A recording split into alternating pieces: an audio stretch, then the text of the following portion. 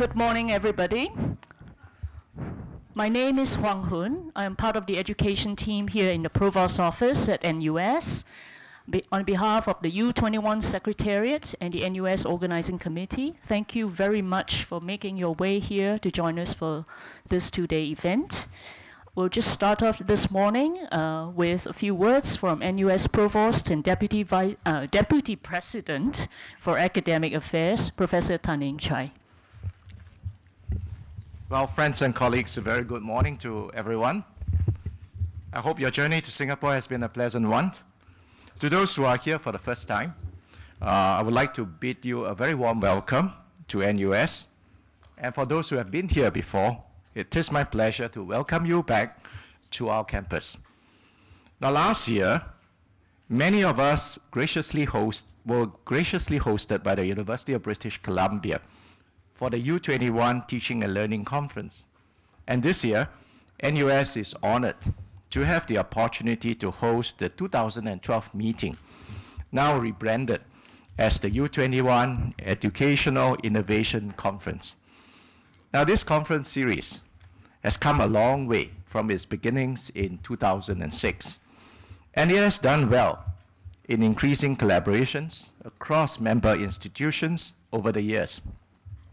We have shared best practices in teaching and learning, had insightful and thoughtful discussions on pertinent issues, including issues related to student engagement and assessment.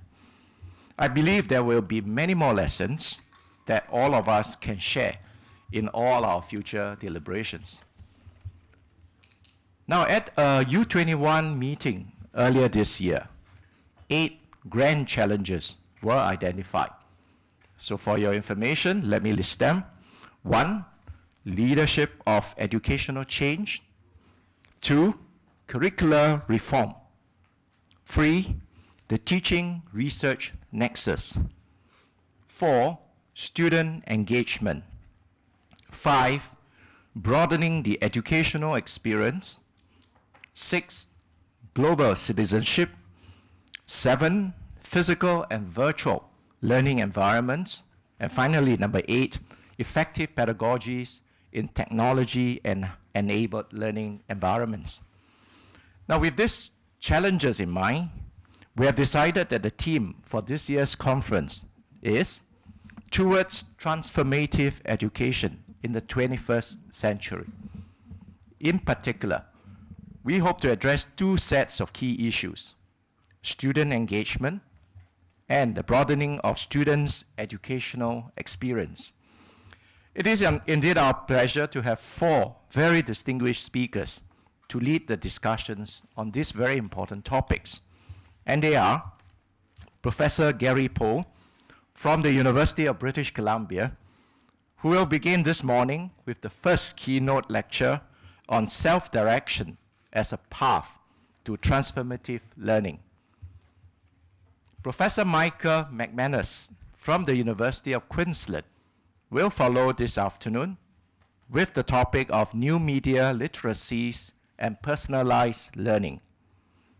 Tomorrow, Professor Dan Bernstein from the University of Kansas. He will speak about bringing breadth and integration to undergraduate education. And finally, Professor Amy Choi from the University of Hong Kong will wrap up tomorrow afternoon with the topic Nurturing Global Citizens in Undergraduate Education. Throughout these 2 days, all of you will have the opportunity to engage in breakout sessions to discuss and share best practices and experiences in these topics in smaller groups. I would like to take this opportunity to thank our 4 invited speakers for graciously offering their time and expertise to this conference. I'm certain that their perspectives will challenge and inspire our thinking, and at the same time, helped us to move forward towards enhancing our students' educational experience. I would also like to thank everyone who has worked tirelessly to put this conference together. To the members of the U21 Secretariat, thank you for the kind and most efficient support you have provided to the NUS Organizing Committee. In particular, our special thanks to Professor Patterson and Lavinia for their constant encouragement and advice throughout the planning of this conference. To all participants, I wish you a most fruitful and engaging conference and a pleasant stay in Singapore. So welcome once again to the Universitas 21 Educational Innovation Conference.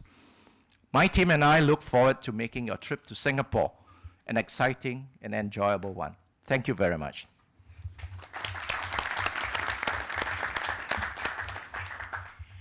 And may I offer our thanks to our colleagues at NUS for the extraordinary efforts they've gone to make this conference an interesting one. I'm sure we'll have a lot more opportunity tomorrow to talk about that, but I think we've already felt the skill of your organisation and the excitement of what you've planned for us. That's why we've got such a fantastic group here today for this conference. So thank you in advance. I think Anna and UBC did a superb job last year, but I think we're in for an equally good time this time around. I'd also like to mention, for those of you who are here, just a few bits of information about who's here. We've got 42 participants from 16 U21 institutions and one branch campus of those institutions, including a number of senior staff from our hosts, NUS.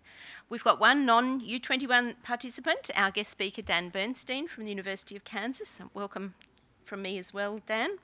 And we're very fortunate to have a number of NUS colleagues in the room, and they'll be joining our discussions and helping us through the conference, so our many thanks to them. And third, I just thought I'd take a moment at the start to mention that U21 has adopted a new programmatic approach to its activities. And the activities of the network are now organised around 3 clusters: an educational innovation cluster, of which we're a part, a student engagement cluster, and Frank Cotton is here, he's the academic lead on that cluster, and the researcher engagement cluster. And this conference clearly sits within the Educational Innovation Conference, and you may have noticed that the conference has been rebranded as the U21 Educational Innovation Conference. We're deeply grateful to our colleagues from NUS for their flexibility in changing the name at a relatively late point in the proceedings, but we thought it important to embrace the new programmatic agenda as quickly as we could. In addition to the activities of what we formerly knew as the Teaching and Learning Network, the Educational Innovation Cluster incorporates the U21 Deans of Education and the FINE Group for doctoral students in education, the U21 Learning Environments Design Forum, and the U21 Careers Group. And we envisage this conference as the centrepiece of the activities of the cluster, an event that no one will ever want to miss. And we have a meeting of our also rebranded and expanded steering group during the conference, in fact at lunchtime tomorrow, to discuss how, going forward, we'll optimise the impact and effectiveness of what we do as a cluster. And so I hope to say a little bit more about those future directions before we close tomorrow. In the meantime, my sincere thanks as well to our colleagues at NUS, and a warm welcome and a fruitful 2 days to all. Thank you.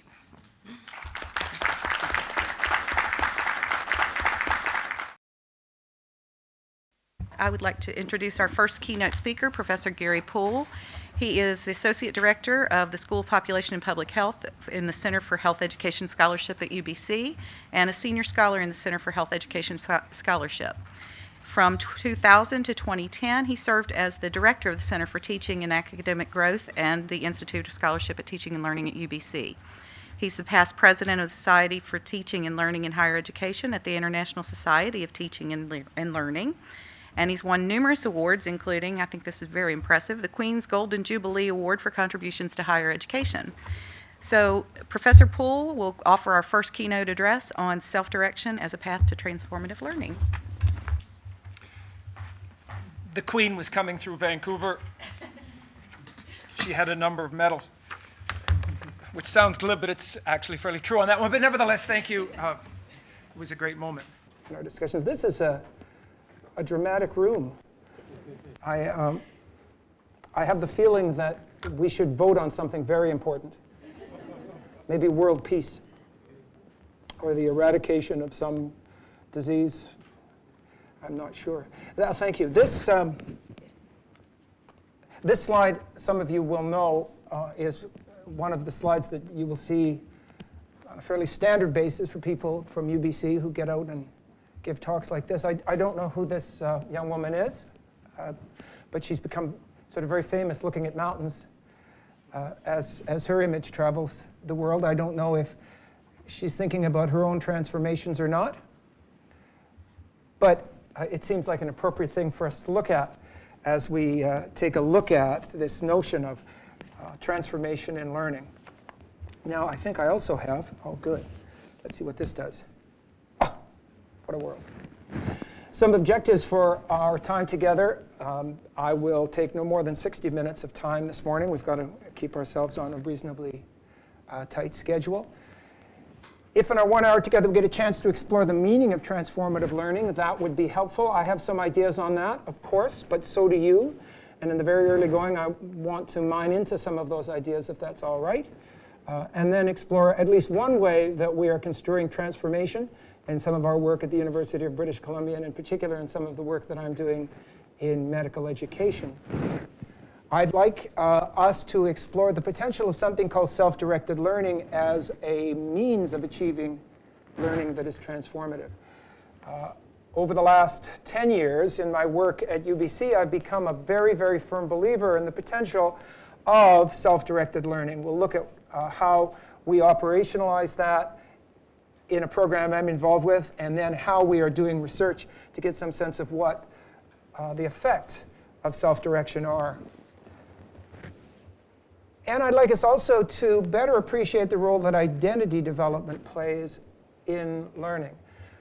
If you've looked through the slides in advance, you'll know that for me and for some of my research colleagues, the development of one's identity as a learner has become both a fascinating and very, very prominent element of what we think we're on about in higher education. So, I mean, if we get somewhere on those 3 bullets, what a morning. And then we'll vote on world peace.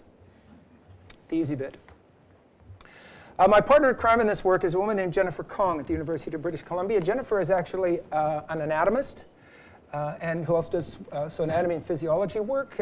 She spends a lot of her time looking at anatomy and physiology when it goes wrong, the pathologies thereof. And she also teaches in our medical school, and in particular teaches in small groups and problem-based learning settings and the like. And it's been a great pleasure to work with Jennifer on some of the interview work we've done with our students. So transformation and transformational learning. If you've read the brief blurb associated with this session this morning, you will know that for me, I'm going to make the claim that for learning to be transformational, it has to involve more than just the acquisition of facts and knowledge. It has to be an opportunity for significant growth. My background is psychology, and when I was studying learning as a student of psychology, we were taught that all learning involves some degree of change. That change might be really minute, but you've changed somehow if you've learned something. And I still hold to that. But the fact of the matter is we've become more ambitious in higher education today. And the degree of change that we're trying to help our students achieve involves more than the sort of figurative being able to now tie one's shoes, moving from Velcro to laces kind of thing. And we're looking for much more sweeping kinds of change or growth in our students in the time they spend with us. After all, we attract the best and hardest working of our students to work with the most talented of minds. Surely something comes of that beyond just a degree. Something comes of that that we would not be, I don't think, too presumptuous to call a transformation. Well, that word is in the title of our time together over these days here at NUS, and it's in my talk. And so I want to take a moment now for you to talk to one another. It's going to have to be concise. You're going to get a lot of time to talk to one another, I hope, over the course of the next 2 days. So this isn't meant to usurp that. But I'd like you to take a moment to start thinking about the following question. if in fact transformation is worth talking about, and I assume it is or you wouldn't have made this long trip, what is transformation in your mind? When we've achieved it with students, what does it look like? What form does it take? How do you know it's happened? What kind of transformation are you after?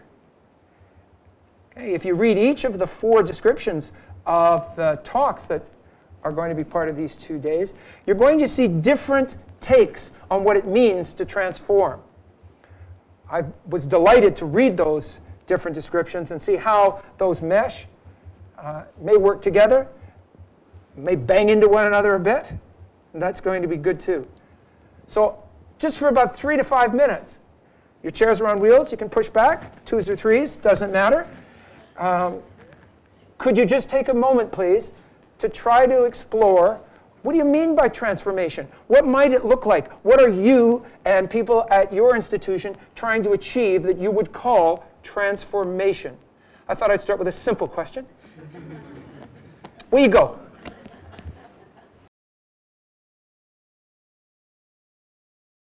Thank you for taking that on. There's a part of me that didn't want to stop that, I need you to know. And there's a larger part of me that wants to actually scrap the talk and just find out what you were talking about. But I don't think that's actually what the organizers had in mind. And so I'm going to try to find opportunities over the course of the next couple of days to get nosy and ask you what you were talking about in terms of transformation, if that's okay. And feel free to continue those conversations as well. But just out of interest, how many of you in your conversations made reference to your institution's mission statement?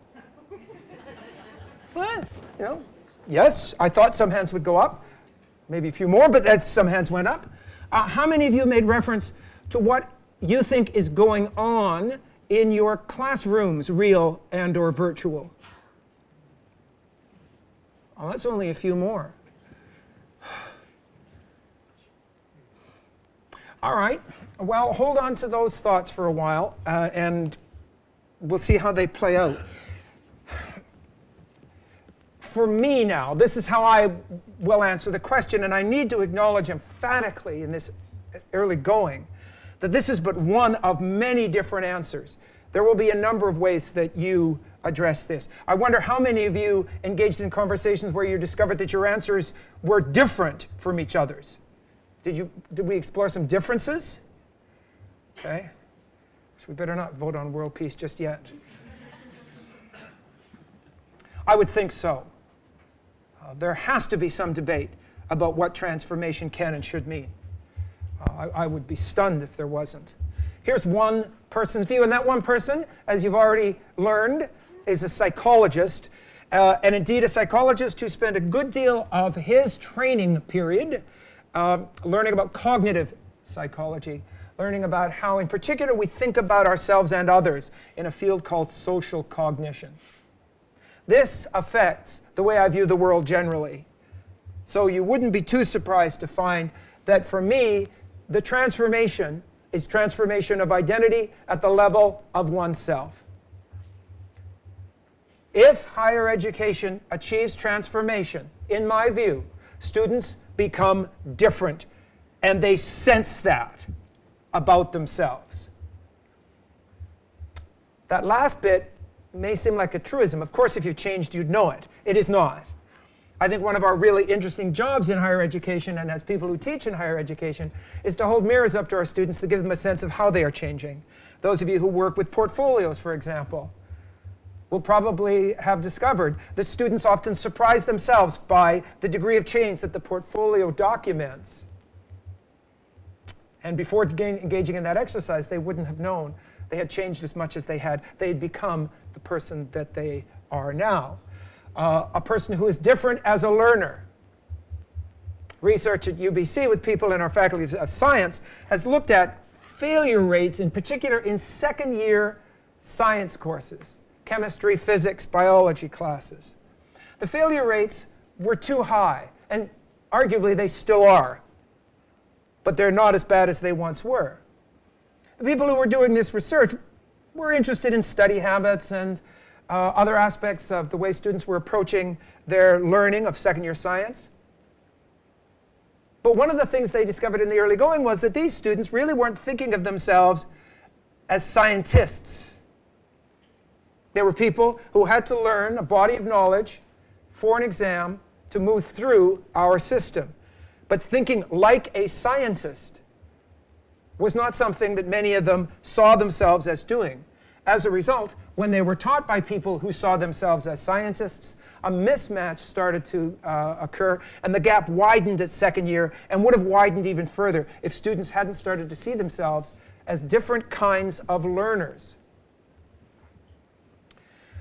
I think I've also mentioned, at least maybe in the introduction, it was mentioned that I'm in the School of Population and Public Health, which at UBC is in the Faculty of Medicine. So I work with medical students. The research that I'm going to talk about this morning is with second-year medical students, actually students who did a program in second year. We've interviewed some who are well past second year now. And it's important that you understand that context, because we are interested, as a professional school, in affecting our students' identities. They become doctors. They are socialized into a world of medicine. And it's very important that they are. So their identities as practitioners and as professionals become very important educational objectives for us. For those of you who are not associated with medicine or a professional school, I wouldn't be worried about whether or not some of the things we'll look at today are relevant. Medical education is high stakes. If you get it wrong, the consequences can be decidedly unattractive. And in medical education, there are definitive skills that must be learned and facts that must be acquired. And at the same time, attitudes that need to be developed, ways of thinking, ways of practice. I would put it to you that that does not distinguish learning medicine from learning many other fields. The nature of the practice changes, the nature of the facts, and maybe the nature of the stakes may change. But I have discovered, as someone who's moved from a faculty of arts in a department of psychology to a faculty of medicine when I came to UBC and the School of Population and Public Health, that while the two in some ways are very different planets, in many other ways, it reminds me of something a friend of mine once said about someone else he knew. Medicine is just like any other field, only more so. And so the identity as practitioner becomes a more salient thing for us. But it's invited me to think about when I was teaching first-year introductory psychology classes with 500 students, and how, in fact, I wanted them to start thinking about themselves as psychologists, in many cases, before they turned 20. That was one of my goals then. And indeed, transformation as a person. What they believe about how the world works, how just the world is, what they have to do to make the world a more just place, what deservedness is, and how it plays out in health and healthcare. These affect who you are as a person. As students go through our school, they change the nature of their own arguments because they're different people in those arguments, debates, and discussions. And so in my sense then, this is what transformation means to me. That's how we are operationalizing it. In terms of theory that informs much of what I've tried to do generally in teaching and learning, and particularly around transformation, I've taken a lot from the work of Jack Mezirow. So Jack Mezirow, one of the sort of founding folks around transformational learning, presents a 2x2 diagram. And to take all of the work of Jack Mezirow and to distill it into a 2x2 is just delightfully ridiculous, but I'm about to do it. Because that little 2x2 diagram is something that I keep figuratively in my back pocket every time I teach, every time I work with students. So if you think about the challenges that we provide for our students, and we dichotomize those for the sake of the 2x2 into low and high challenges. And if you think about the support we provide for students, and we again dichotomize that into low and high, you've now got 4 possibilities. If we provide high challenge and low support, we engage in what I've called in other places deep end teaching. You throw them in the deep end, the swimmers will survive. The ones who don't should never have taken swimming lessons in the first place. Really very little engagement from us. Those who can survive do, and we produce anxiety, and we believe somehow that anxiety is a good thing. At the other low-high end, low challenge and high support, very few people get hurt. But then not much learning happens either, and students become highly dependent on the support because they've never actually had to deal with challenge. Well, obviously, the optimal combination, according to Mesereau, is high support and high challenge. It's so easy to say and so fascinatingly elusive to pull off. Mesereau believes that when you get that combination right, you see growth. That theoretically has driven much of my thinking about teaching and learning, and you'll see it manifest in some of the programs that I'd like to talk about this morning. That little 2x2, I hope that makes sense for you. Pardon me? I will, yeah. Well, I have, just not here. Hold things in our heads for a moment. So, if identity matters, then how can we best conceptualize it? The cognitive psychologist in me wants to conceptualize our sense of self, our identity in terms of our sense of self. In its simplest form, a file in our brain containing descriptors, our attributes, our skills, our preferences, what we like, what we don't like, that kind of thing. In very early studies related to sense of self, people were given lists of adjectives, and they were asked to hit one of two buttons, me or not me. It wasn't the button they hit that mattered, it was how long it took them. You can imagine doing this study. And for some adjectives, you'll hit me or not me right away. Right away. Patient, me. Patient, not me. And for others, you would really puzzle on them. And the interpretation that cognitive psychologists want to give is that for the ones that you puzzle on, you really don't have a file yet.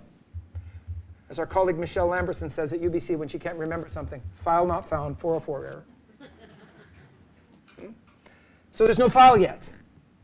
And part of education is intended to populate that file. But it's not just about who we are. Maybe it's this part that's fascinated me the most. A sense of what a woman named Hazel Marcus calls possible selves. Not just who I am, but who I could be. In both a positive and a negative sense. Who I aspire to be, and who, after I've met, I walk away and say, oh, save me, save me. Don't let me become that. That's still part of my possible self file, as much as the one that I'm drawn toward. And when in learning, you really have to believe in the notion of possible selves and the processes that our students engage in. And one thing I'd like you to think about over the course of the next 2 days, it's a simple enough notion, but very complex when you try to put it into practice. Are we creating the kinds of learning environments required to help students learn about and try on possible selves? You can probably hear a rhetorical undertow in that question. I don't think we are. In medicine, where I've already argued that development of identity is a big deal, we don't do it nearly enough, not just at UBC, but in many, many places. We prescribe a curriculum because we have a lot to get through, and in so doing, just who the person is as a practitioner, in many cases for students, comes crashing down on them when they're tossed for the first time into a clinical setting and they really have responsibility. And they will say to you, oh dear, am I a doctor now? I hadn't had much chance to think about what that might entail. My demeanor, my beliefs. So this notion of possible self may be one of the most important things that drives what we do or try to do. So how might we achieve the development of these selves, the gradual or dramatic epiphanies in our students' lives? Well, again, a number of paths.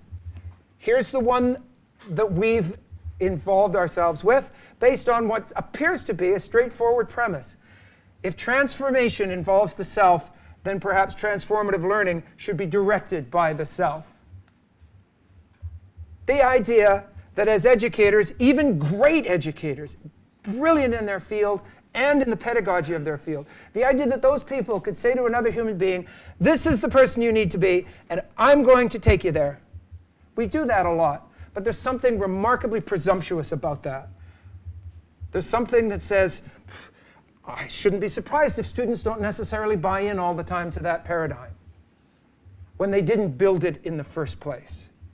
I think we have made some mistakes over the years in that regard. So that takes us to the notion of self-directed learning, known affectionately in the literature often as SDL. There's a lot of L's out there. This is one of them.